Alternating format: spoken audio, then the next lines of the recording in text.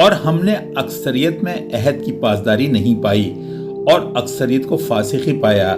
ये तर्जुमा था आयत नंबर 102 सूरह आराफ का। दुनिया में जब भी कोई कौम उभरी, अपने रसूलों के सहारे उभरी।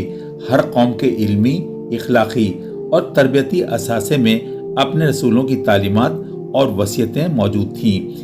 इनके रसूलों ने इनसे कुछ अहद पैमान लिए होंगे, मगर अक्सरियत ने अहद की पासदारी न की। अगली आयत नंबर 103 में जिक्र आ रहा है हजरत मूसा अलैहिस्सलाम का।